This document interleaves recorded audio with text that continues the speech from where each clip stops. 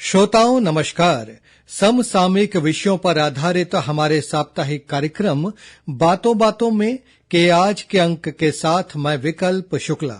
श्रोताओं, आजादी के अमृत महोत्सव पर 13 से 15 अगस्त तक देश भर में हर घर तिरंगा अभियान आयोजित किया जा रहा है।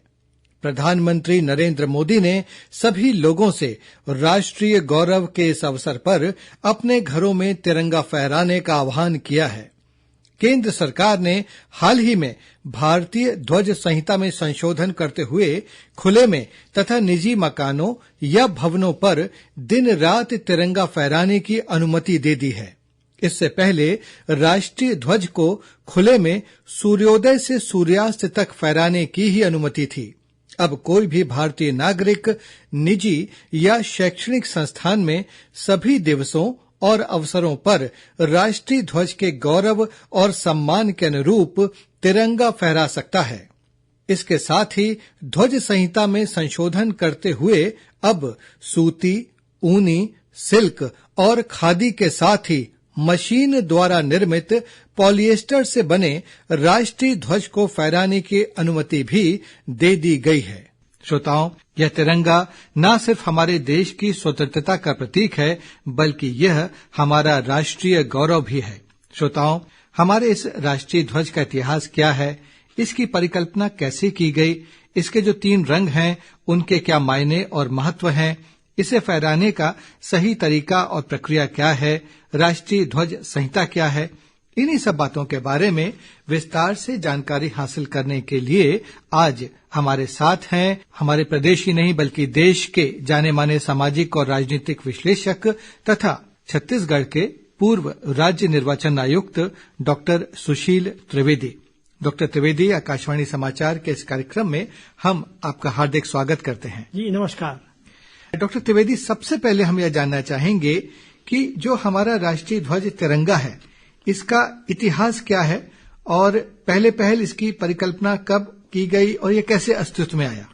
देखिए, ऐसा है कि जब भारत का स्वतंत्रता संग्राम हुआ 1857 में, जी, तभी मन में बात आई थी कि पूरे हिंदुस्तान के लिए एक झंडा होना चाहिए। जी, पर वो आंदोलन असमय समाप्त हो गया। जी, और सफल भी नहीं हो पाया और उसके साथ ही वो धारणा चली गई कि हिंदुस्तान का अपना एक ध्वज होना चाहिए। जी, पर जैसे जैसे भारत में अंग्रेजी राज के समय स्वतंत्रता प्राप्त करने के लिए लोगों के मन में जागृति आई, एक नव जागरण की भावना 1857 पैदा हो गई थी। उसके साथ ही ये बात आई कि भारत का अपना एक झंडा होना चाहिए। और सबसे पहले 1904 में स्वामी विवेकानंद की शिष्या भगिनी निवेदिता ने इसे बनाया था, जो 1904 बना था और उसको 1906 को कलकत्ता के ग्रीन पार्क में, जिसको आजकल कोलकाता कहते हैं, वहाँ फहराया गया था। अच्छा, इस झंडे में 3 पट्टियां थी, लाल, पीले और हरे रंग की। जी, 6 पट्टियां थी। जी, ऊपर की हरी पट्टी में 8 कमल थे। अच्छा, और नीचे की लाल पट्टी में सूरज और चांद बनाए गए थे। जी, और बीच की जो पीली पट्टी थी, उस पीली पट्टी पर वंदे मातरम लिखा हुआ था। अच्छा, फिर 1906 के बाद 1907 में मैडम कामा, हम जानते हैं कि जिनका भारतीय स्वतंत्रता संग्राम में बड़ा योगदान है, वो निर्वाचित थी और वहाँ पे कुछ और क्रांतिकारी निर्वाचित थे। जी, उन्होंने एक ध्वज बनाया। ये इस ध्वज के लिए प्रेरणा उनको भगवती निवेदिता के बनाए गए ध्वज से मिली थी। जी, उन्होंने एक थोड़ा अंतर कर दिया। क्या? इसमें कुछ संशोधन कर दिया कि ऊपर की पट्टी पर जिससे पहले 8 कमल थे, उस 8 कमल की जगह उसमें केवल 1 कमल कर दिया गया। अच्छा, और 7 सप्तर्षि के रूप में 7 तारे बना दिए गए। और इस ध्वज को समाजवादी सम्मेलन जो बर्लिन में हुआ था, वहाँ इसको फहराया भी गया था। ये घटना हो गई 1907 की। अब देखिए, हिंदुस्तान में आंदोलन चलते रहे स्वतंत्रता संग्राम के, और इस स्वतंत्रता संग्राम आंदोलन में लोकमान्य बाल गंगाधर तिलक का उदय हुआ। और बाल गंगाधर तिलक ने होम रूल की मांग की। और उस होम रूल के अनुसार 1917 में फिर एक ध्वज बनाया गया। और इस ध्वज में उन्होंने क्या किया, 5 लाल पट्टी, 4 हरी पट्टी और उसमें एक के बाद एक सप्तर्षि के रूप में 7 सितारे बना दिए गए। अच्छा, होम रूल का मामला था। इसके ऊपरी किनारे पर बाईं ओर जो यूनियन जैक था जी, उसका एक चित्र लगा दिया गया था जी, और नीचे कोने में सफेद चंद्र और एक सितारा भी लगा दिया गया था। ये देखिए भावना कि जब होम रूल की भावना है, अर्थात अंग्रेजों के अधीन भारत को स्वतंत्रता डोमिनियनशिप मिल जाएगी जी, और होम रूल हो जाएगा, इसलिए यूनियन जैक उसमें आ गया था जी।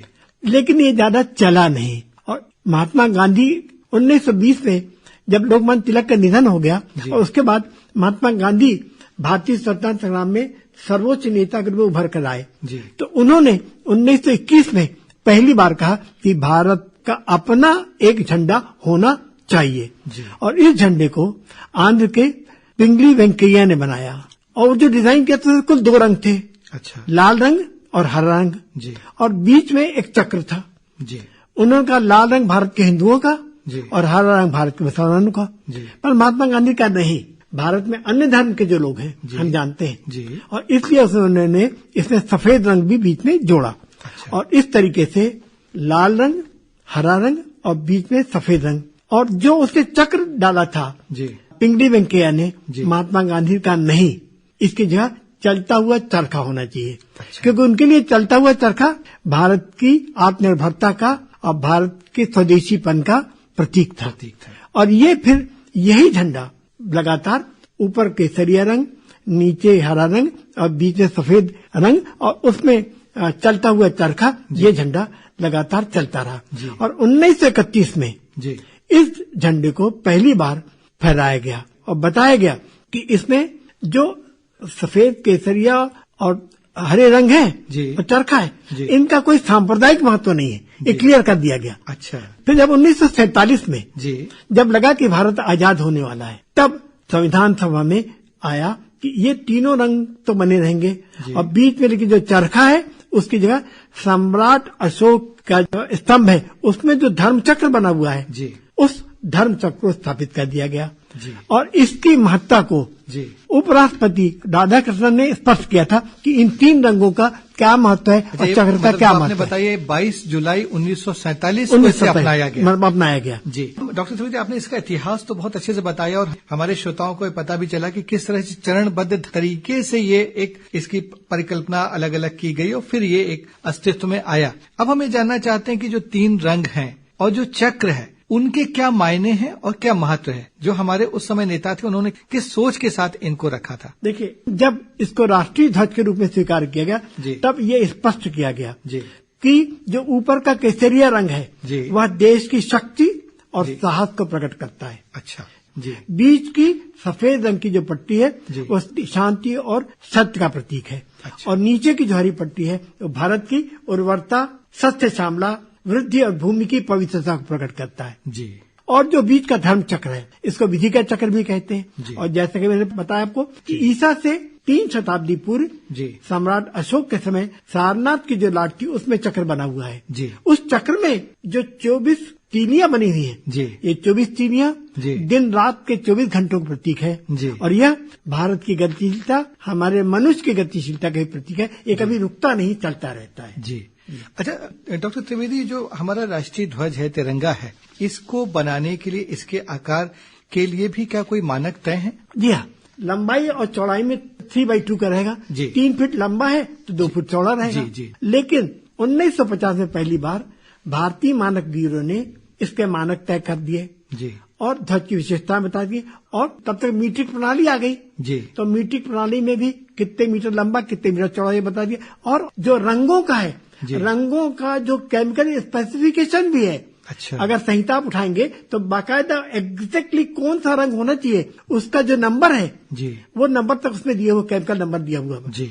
और दूसरी बात, जो अशोक चक्र है जी, अशोक चक्र जो सफेद बनाया जाता है, या तो वो मुद्रित होता है जी, या स्टेंसिल के द्वारा होता है, या से कढ़ाई कर दी जाती है जी। विशेष ध्यान रखा जाता है कि चक्र उसमें अच्छी तरीके से मिले और दोनों तरफ से ठीक से दिखाई दे। अच्छा सर, हम ये भी जानना चाहते हैं कि जो भारतीय राष्ट्रीय ध्वज जो संहिता है वो क्या है, और इसमें मुख्य रूप से क्या दिशा निर्देश दिए गए हैं? देखिए कि जब ध्वज बन गया तो ध्वज संहिता भी बना दी गई जी, कि कैसे फहराया जाएगा, क्या होगा, तो बड़े स्पष्ट रूप से दे दिया गया जी। 2002 के पहले जी झंडे को फहराने का अधिकार निश्चित लोगों को ही था। अच्छा। और केवल विशेष अवसर पर ही आम आदमी उसको अपने घर में फहरा सकता था। जी। पर 2002 में जी भारत की जो ध्वज संहिता है उसमें परिवर्तन किया गया। हर भारत के नागरिक को भारत के झंडे का सम्मान करना चाहिए, मर्यादा करना चाहिए, इसलिए अधिकार होते हैं। और इस आधार पर 26 जनवरी 2002 को भारतीय ध्वज संहिता में परिवर्तन किया गया और आम जनता को वर्ष के सभी दिन झंडा फहराने की अनुमति मिल गई। लेकिन झंडे की जो संहिता है उस संहिता के अनुसार उसका पालन करना जरूरी है। डॉक्टर त्रिवेदी, कि जब कोई भी व्यक्ति या किसी संस्था द्वारा इस राष्ट्रीय ध्वज को फहराया जाता है, हमारे तिरंगे को फहराया जाता है, तो इसको सम्मान इसका पूरा बना रहे, इसकी गरिमा में कोई भी कमी ना हो, इसके लिए क्या नियम, कायदे, कानून हैं? किन दिशा निर्देशों का उसे पालन करना चाहिए? सबसे पहली बात, बड़ा स्पष्ट लिखा गया है कि ध्वज को हमेशा गरिमा, निष्ठा और सम्मान के साथ ही देखना चाहिए। और इसके लिए इसके प्रदर्शन और उपयोग के संबंध में बड़े निर्देश बना दिए गए हैं कि झंडे को कभी भी जमीन पे नहीं डालना चाहिए, झंडे का कभी पानी से स्पर्श नहीं होना चाहिए, मेज पोस्ट या पर्दे के रूप में उसका उपयोग नहीं होना चाहिए, पोशाक के रूप में भी उसका उपयोग नहीं कर सकते। किंतु अभी 2005 में की शरीर के ऊपर के हिस्से में आप ध्वज को एक पोशाक के रूप में या वर्दी के रूप में प्रयोग कर सकते हैं। अच्छा। पर कमर के नीचे उसका उपयोग नहीं कर सकते। राष्ट्रीय ध्वज को तकिए के रूप में या रुमाल के रूप में कभी नहीं कर सकते। झंडे को जानबूझकर उल्टा रखा नहीं जा सकता, किसी पानी में डुबाया नहीं जा सकता, फूलों की पंखुड़ियों के अलावा इसमें और कोई चीज रखी नहीं जा सकती और झंडे पर और कोई दूसरी चीज अंकित नहीं की जा सकती। अच्छा। और ये ध्यान रखिए कि झंडे को कभी भी 90 अंश पे झुकाया नहीं जा सकता। अच्छा। और इसे उल्टा भी नहीं झुकाया जा सकता। और राष्ट्रीय झंडे फहराने के मामले में 2-3 चीजें और बड़ी जरूरी है ना, कि जब भी इसको फहराया जाएगा, मान लो मंच के पीछे लगाया गया है तो इसका फहराव ठीक से होने की केसरिया रंग सबसे ऊपर हो और हमेशा हरा रंग जो होगा नीचे होगा और झंडे से किसी मूर्ति, स्मारक या पट्टिका को उससे ढका नहीं जा सकता। और झंडे को फहराते समय हमेशा ध्यान करना चाहिए कि लोग खड़े रहें और झंडा जब फहराया जाता है बाकायदा वर्दीधारी लोगों को सलामी देना चाहिए और बाकी जो वर्दीधारी नहीं है उन लोगों को खड़े होना चाहिए। और झंडा जब भी फहराया जाता है तब उसके साथ राष्ट्रीय गान होता है, जनगण मन हम जानते हैं। एक और बात है कि झंडा कभी भी गंदा या फटा हुआ नहीं होना चाहिए, क्षतिग्रस्त, मैला नहीं हो, तो उसको अलग करना चाहिए और उसको निरादक पूर्वक नहीं रख सकते। उसके गरिमा के अनुसार उसको विसर्जित करने के नियम बने। यह सबसे अच्छा तरीका यह है कि उसको गंगा में विसर्जित कर दिया जाए या उचित सम्मान के अनुसार जमीन के अंदर दफना दिया जाए। ये एक चीज और डॉक्टर त्रिवेदी हम जानना चाहते हैं कि जो गणतंत्र दिवस होता है और जो स्वतंत्रता दिवस होता है उसमें झंडे को फहराने की विधि क्या अलग अलग है? जी, एक बड़ा अच्छा सवाल पूछा आपने। अंग्रेजी के 2 शब्द हैं होइस्टिंग एंड अनफर्लिंग। मतलब हिंदी में हम उसे कहते हैं झंडारोहण और फहराना। हुआ ये था कि 14-15 अगस्त की रात को जब भारत आजाद हुआ तो जो यूनियन जैक था उसको उतारा गया और भारत का झंडा चढ़ाया गया। तो उसको कहते हैं, झंडा जब नीचे से ऊपर तक चढ़ाया जाता है तो उसको कहते हैं ध्वजारोहण।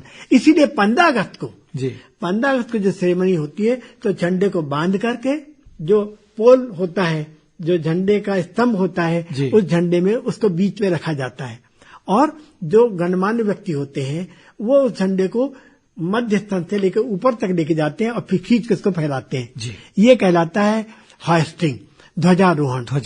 अच्छा, क्योंकि 15 अगस्त को हमें आजादी मिल गई थी और 26 जनवरी गणतंत्र मनाया गया तो झंडा था, इसलिए झंडा उस वक्त हमेशा ऊपर बंधा रहता है और गणमान्य व्यक्ति झंडे की डोरी को खींचते हैं और झंडा पूरा फहरा जाता है।